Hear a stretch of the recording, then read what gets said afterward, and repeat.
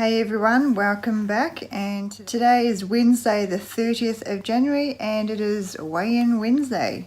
Now today I headed out to the meeting knowing that I was either probably going to remain the same as last week or have a slight gain due to just coming off a long weekend. It was Australia Day weekend and basically 3 days of different activities that we probably wouldn't embark on a normal weekend. I did enjoy some cheese and wine and a couple of other little things which I did track, and everything was accounted for, but you know, those little extras do add up. And this week I had a slight gain. I had a gain of 500 grams or 1.1 pounds, which I'm actually okay with. That brings me to 66.8 kilos, if you can see that. My lifetime goal weight is 65, so I'm still trying to get rid of that Christmas weight that I put on. And before Christmas we went on holiday to New Zealand, and yes, we did indulge in a lot of things over there.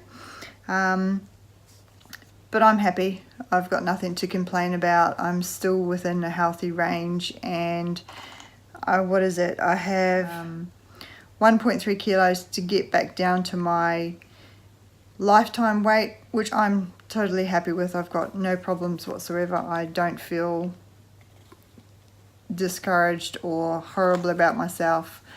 I've had fun and I've enjoyed it, and I'm taking it. I'll own it. And I tell you, next week I will lose that 500 and hopefully a little bit more, but 100% I'm going to lose that 500. So this week at the meeting was about exploring your app. So obviously we've got Connect on our app, which is great. I've got a lot of friends on Connect. We share recipes and stories, and it's just a great lot of fun, and you can jump on there and talk to one of the WW guides if you need to ask any questions about your account or points or anything in general. Really, someone is there 24 hours a day. The app also has a lot of great articles. It has recipes, activity options, which is really great. It also has the wellness option, so if you wanted to get into the wellness side of WW, that's also there available. There's heaps of stuff on the app, really. I mean, it shows you, if you didn't get to a meeting, you can log on to your app and read the articles of what tonight's meeting was about. Build a recipe, I particularly love that part. There's another area where you can put in nutritional values of a food that isn't scanning for you, and it will work out the smart points. It's super easy to use. I think it might be just the calculator, I'm not too sure. I should know, I use it so often. But anyway, it's a great little tool and it's fantastic. Now, so for this week, the challenge or activity, I should say, was to pick one area or one feature in the app that you're not familiar with and familiarize yourself with it. Use it, play with it, see how it works. They really just want you to get the most out of your app, which I can totally understand because there's a lot of areas in there I have looked at but skimmed over. The other thing that I've noticed this week is my fit points keep accumulating. That's obviously because I'm going to the gym more, but in my opinion, I don't like it. I don't like the idea of having fit points, because even though I have my weeklies, and I generally don't use my weeklies, I did the weekend just past because, like I said, I indulged in cheese and wine, which I accounted for. I didn't go crazy, but they definitely add up, like I said before. But I don't like the fit points. I don't know. I think it could be dangerous for somebody who are struggling to stay within their allocated daily points. And then on top of that, they've got your weekly points. And then if they do a little exercise here or there, even if it's a little bit, you're still gaining fit points. for me this week, I've already got 15 fit points. I'm not using those, and I very much doubt I will ever use those because to me, I don't know. I don't like fit points. I just don't.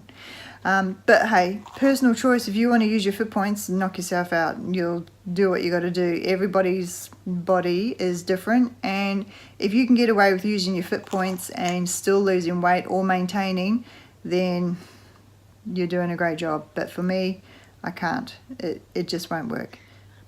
Sorry, I'm looking a little bit rough. Probably should have did this video in the morning. I didn't get a chance to go to the gym this morning, so I went this afternoon before I went to Weight Watchers. Also, another thing that may have contributed to my weight gain is I've increased the weights that I'm actually lifting at the gym to tone my body. So they say muscle weighs more than fat. I don't know. I think I'm not going to blame it on the muscle. I'm going to blame it on the wine and the cheese, and I'm going to own it. And I enjoyed it. Over the last 2 days, I actually haven't drank a lot of water, which is stupid because it's sweltering hot. It's still 30 degrees right now, and it is 9:15 at night. It's hot. The reason why I'm looking a bit rough is because I am not sleeping. I haven't slept properly in weeks, to be honest. Just weeks. One, because the heat, which we sleep with our aircon on and fans, so you know, but I get really hot because this is something I haven't actually shared yet, but when I was 38, I believe it was, I actually had to have my ovaries removed for genetic reasons. My family, my mother and two sisters carry the BRCA1 and 2 gene, which is the main cause of, as most of you might know, ovarian and breast cancer.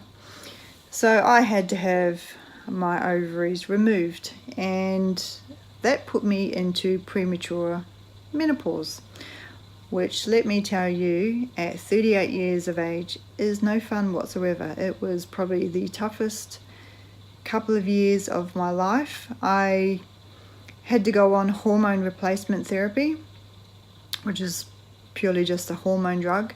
That was awful.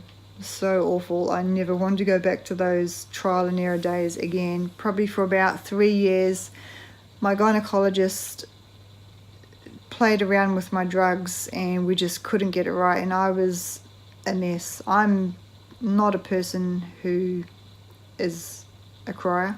I don't cry unless I have a damn good reason, and it was terrible. These hormones were just making me I can't even tell you, it was awful.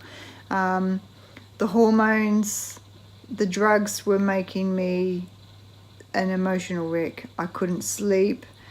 I'd go to work, somebody would be talking to me, clicking their pen, and I would just want to rip their eyeballs out. I was so tense all of the time. I would go through a range of emotions. 1 minute I'd be happy, the next minute I'd be angry, and then next minute I'd be wanting to cry. And I just had no control over it whatsoever. And for me, being the person I am, that was awful because I like to be in control, and I had no control whatsoever. I finally decided to go off the HRT against my gynecologist's recommendations, but you know what, I had 3 years of hell, and I wasn't going to continue to go down that path because I was evil. I was a mess. My family put up with so much, and yeah, it was so awful. And do you know what? I went off them. I feel great.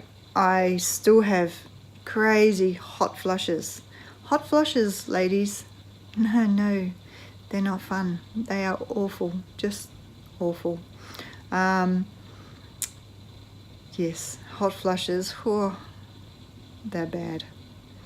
1 minute you're fine, and the next minute you're just burning from the inside out. It's nasty. And yeah, since coming off my HRT therapy, I am 1,000 times better. And yes, however, having my ovaries removed and putting me into that early menopause did extreme things to my weight. When they say middle-aged spread or the third tire, whoa, they're so true. I put on 20 kilos within, it was like 2 to 3 months. It was ridiculously fast. That was awful. So not only was I trying to deal with having to have my ovaries removed, going through the emotions of having them removed, plus hormones on top of that, also being depressed from weight loss. It was just, oh yeah, it was a good time. It was a bad time. And I never want to go back there again. I wouldn't wish that on anybody. It was absolutely horrendous. But you know what? I made it through. I made some personal changes and I feel great with the choices I've made. And I also have fibromyalgia.